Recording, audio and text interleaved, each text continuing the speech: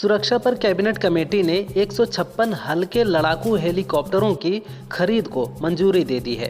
बता दें कि 62,000 करोड़ रुपए से अधिक की लागत से लड़ाकू हेलीकॉप्टर LCH खरीदी जाएंगी।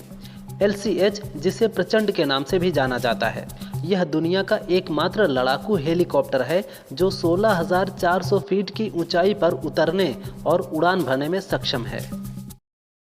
यूपी बोर्ड की 10वीं और 12वीं परीक्षा की उत्तर पुस्तिकाओं का मूल्यांकन जारी है। अब तक 2,70,10,000 उत्तर पुस्तिकाओं का मूल्यांकन हो चुका है। अभी करीब 25 लाख उत्तर पुस्तिकाओं का मूल्यांकन बाकी है।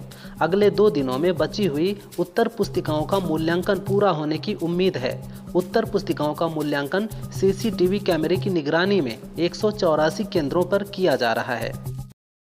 बेटियों के लिए कितने भी अभियान चला लिए जाएं, लेकिन लोगों के मन से बेटे की चाह को कभी नहीं मिटाया जा सकता।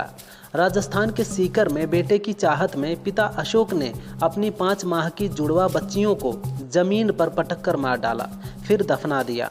उसने पत्नी अनीता से भी मारपीट की। दंपति की पहले ही एक 5 साल की बेटी थी। अशोक ने बच्चियों के पैर पकड़े और फर्श पर पटक दिया। शवों को पोस्टमार्टम के लिए भेज दिया गया है। ब्रिटेन के कंजर्वेटिव पार्टी के सांसद बॉब ब्लैकमैन ने ब्रिटिश सरकार से जलियांवाला बाग हत्याकांड 1919 के लिए औपचारिक रूप से माफ़ी मांगने को कहा है। बॉब ने कहा कि ब्रिटिश सरकार को 13 अप्रैल से पहले माफ़ी मांगनी चाहिए। जलियांवाला बाग हत्याकांड ब्रिटिश साम्राज्य पर एक धब्बा है। अमृतसर स्थित जलियांवाला बाग में वैशाखी के दिन शांतिपूर्वक प्रदर्शन कर रहे थे, तभी जनरल डायर ने गोली चलाने के आदेश दिए थे। टैक्स की चोरी के मामले में इनकम टैक्स डिपार्टमेंट की नज़र अब आपके सोशल मीडिया अकाउंट्स पर भी होगी। 1 अप्रैल 2026 से आयकर विभाग को नई कानूनी ताकत मिलेगी। इसमें यह प्रावधान है कि इनकम टैक्स ऑफिसर किसी भी संदिग्ध व्यक्ति से उसके ईमेल, बैंक खाते, सोशल मीडिया अकाउंट से लेकर ऑनलाइन निवेश तक सब पर सीधा पहुंच रख पाएंगे। अघोषित आय, सोना चांदी से लेकर कीमती डिजिटल वस्तुएं और गुप्त संपत्ति तक ट्रैक की जा सकेंगी। ईद पर सड़क पर नमाज पढ़ने को लेकर जारी विवाद पर कैराना से सपा सांसद इकरा हसन ने नाराजगी जाहिर की है। इकरा ने कहा, ईद की सिर्फ 10 मिनट की नमाज से किसी को दिक्कत नहीं होनी चाहिए, लेकिन सरकार सिर्फ मुसलमानों को टारगेट कर रही है। संभल के CM के बयानों को लेकर भी उन्होंने सवाल उठाए हैं और कहा कि यूपी सरकार की तानाशाही का 2027 में जनता जवाब देगी। केंद्रीय मंत्री अश्विनी वैष्णव ने कहा, प्रधानमंत्री मोदी ने हमेशा सुनिश्चित किया है कि किसानों पर बोझ ना पड़े।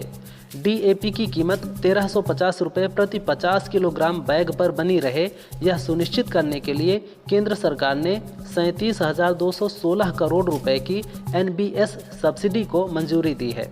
इससे करोड़ों किसानों को फायदा होगा।